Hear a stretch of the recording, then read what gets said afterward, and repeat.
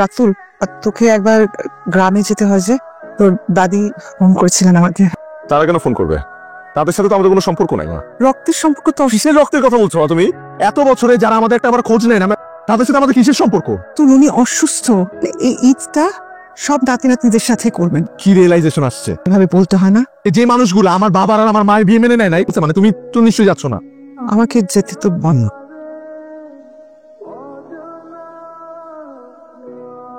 কোন জাহান্নামে যে পাঠাইলা, ছাগলের সাথে বসে যাচ্ছিস। আর পৌঁছে আমাকে একটা কল দিবি। মা, বাইরেও মেহমান লয়ে আইছি।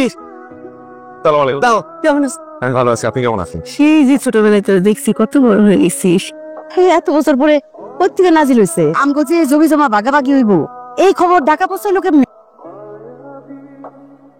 তো ছোট চাচার মাইয়া আমি কামাই না আসেন তো। দাদি কোথায়?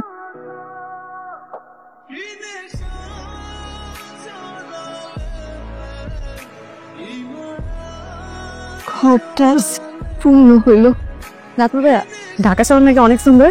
আমার না খুব ইচ্ছা ঢাকা শহর যাইয়া পড়বো।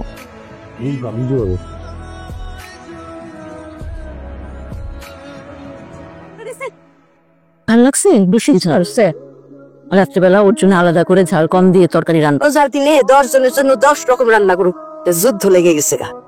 তো আমি তোর অ্যাড দিতেছি, তুই আমার ই কর, অ্যাকসেপ্ট কর। প্রোফাইলের নাম কি? অ্যাঞ্জেল শালু। তুই তো আমার ওল্ড লিস্টে আছো। কেন ভাই? আর ছবি তো এরকম ভালো। আসসালামু আলাইকুম। বাপের ফোন দিছিলি? উল্টা আরো রাগ করছে। এত উতলা আর কি আছে? আমার যখন ইচ্ছা তখন আসবো। ওরে নিয়ে আর পারলাম না। আসসালামু আলাইকুম।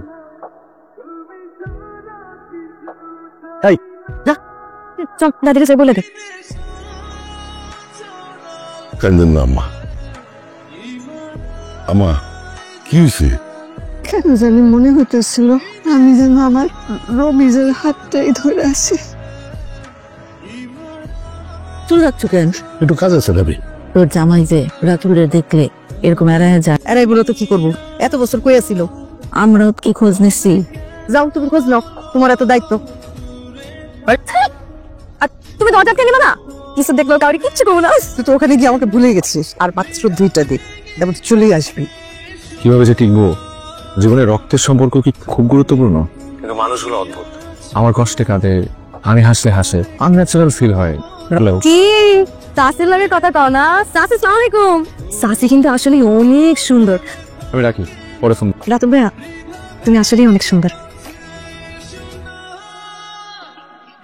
রাত্রে এখানে তাকে ঠিক না, সাপ খোপের ভয় আছে। ঠান্ডা লাগবে, ওষ করতেছে।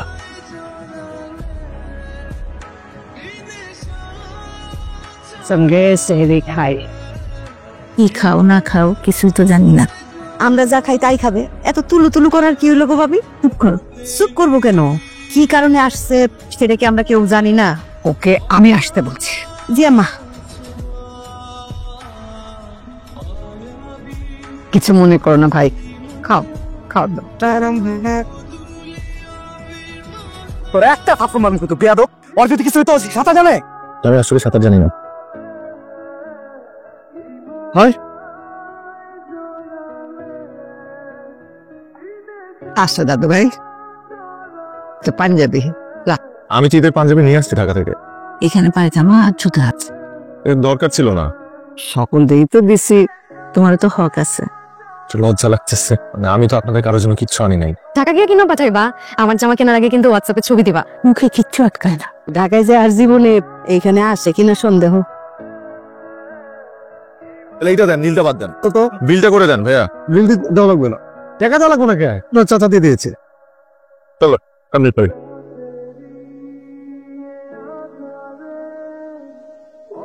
তুই তো দেখি আজকে কল দিতে ভুলে গেছিস।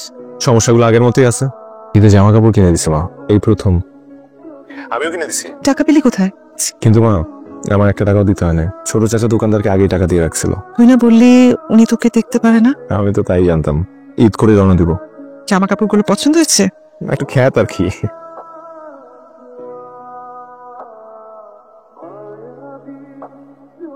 তো পছন্দের প্রশংসা কিন্তু করতে হবে ভাই। তোর শার্টটা যা হইছে রে ভাই। আমার কোন শার্টটা? কেন শালু দেয়নি তোরে? না মাটির ব্যাংক ভাইয়া তাড়াহুড়া করে সাত কিনে এলো পরে দিব দেখা নিজে সমস্যা নিয়ে সমাধান আল্লাহ আমি আসসালামু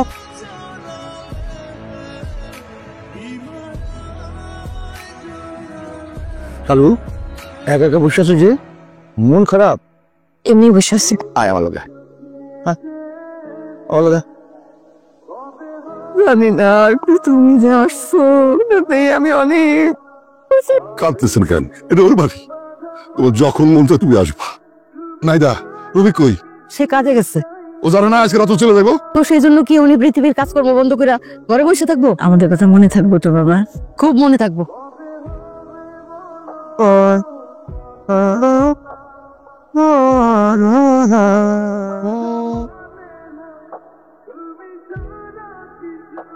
কিরে এটা তোমার জন্য কিনছিলাম। এমন খ্যাত শার্ট তোমার ব্যাপার, নিবা নাকি নিবা না? আসি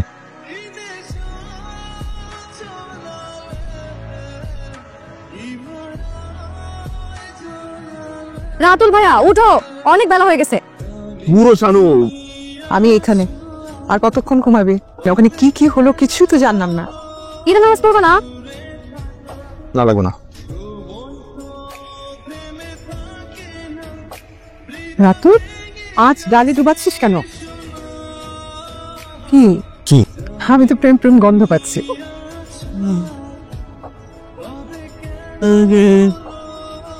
খাবি না? খিদা লাগে কেন খিদা নেই? বললে হাসবা। দাদি বাড়ি মিস করতেছি। মানুষগুলো একটা মায়া, জানি একটা মায়ার জালে আটকে ফেলছে আমাকে। ছোট চাচা না কেমন জানি আচরণ করে আমার সাথে, কিন্তু মানুষটা খারাপ না। এটা হলো রক্তের সম্পর্ক বাবা। সবাই কি মিস করছিস নাকি শালুকে একটু বেশি মিস করছিস? সবাই কি মিস করতে মা? তাহলে একটা কল কর। দেখো দেখো কে ফোন দিছে। আসসালামু আলাইকুম দাদি। কি ভাইয়া একটা ফোন দেওয়া লাগে না? হ্যাঁ টায়ার্ড ছিলাম। মাই কই তোমার? পাশের রুমে আছে, কথা বলতে চাই তোমার সাথে। দাদি এই যে মা। আসসালামু আলাইকুম আম্মা, কেমন আছেন আম্মা আপনি? তুমি যে আসলা না? আপনি তো আমাকে আসতে বলেন নাই। রাতুলের দাদা যে ভুল করছে আমি সেই ভুলটা শুধরাইতে চাই, তুমি আসো মা। দাদি আমরা আসতেছি।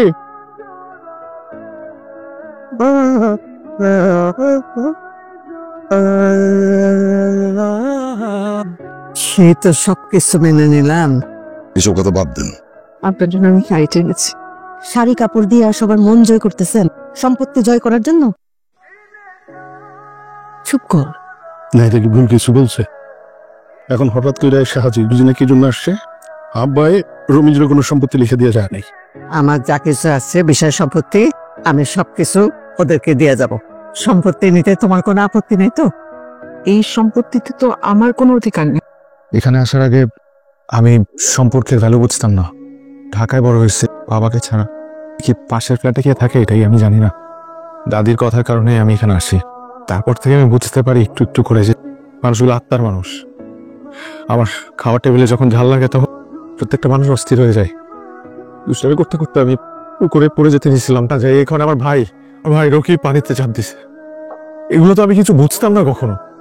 বাবা মারা যাওয়ার আগে একটা জিনিস অনুরোধ করে গেছে, সে তার আপনজনদের পাশে থাকতে চেয়েছিল। দাদি আমার অধিকার তো কম, আজকে প্রথম তোমাকে দাদি বলে ডাকলাম। আমার কোনো সম্পত্তি লাগবে না, আমি কিচ্ছু চাই না, আপনাদের ভালোবাসা চাই। প্লিজ আমাদেরকে দূরে রাখবেন না, কবরের পাশে দিয়ে প্লিজ। তোমার কি মনে হয়েছে আমরা সম্পত্তি চাই? আমার ভাইটারে আমার কাছ থেকে ছিনিয়ে নিছে মাত্র 1 বছরের ভালোবাসার জন্য। একজন মানুষ কি করে এই সম্পর্ক ভুলে যেতে পারেন? তোমার মায়ের উপরে আমার রাখছে, আমি তোমাদের সহ্য করতে পারি নাই। তোমার চাচা কিছুই বুঝায় বলতে পারেন? তুমি যখন আসছো তোমার চাচা ভাবছিল আসবে না, তারপরও তোমরা ছুটে আসছে। তোমার এক নজর দেখাচ্ছিল, যখন তার ভাইয়ের কথা মনে পড়ে গেছে সে আবার পালা গেছে। কিন্তু দিন রাত খালি তোমার খোঁজ খবর করত। তুমি যখন রাত্রে ঘুমাও একটা মশা যেন তোমার কামড় দিতে না পারে, বারবার কয়েল দিয়ে পাঠাইতো রাতুলের যেন একটা মশা না কামড়ায়। তোমার বাবা আমার এত আদর করতো, একদম বোনের মতো আদর করতো। সেই রাঙ্গা ভাইজান যখন লাশ হয়ে ফিরে আসলো, তোমার মায়ের প্রতি আর তোমার প্রতি খুব অভিমান করছে। তুমি যখন চলে যাও, আমি তো অত কিছু বুঝি না, একটা জিনিস বুঝছি, আমার ভাতিজাটারে আপনি ওর জন্য মানুষ করছেন, ওরা দেখে আমার বাইরে করছে।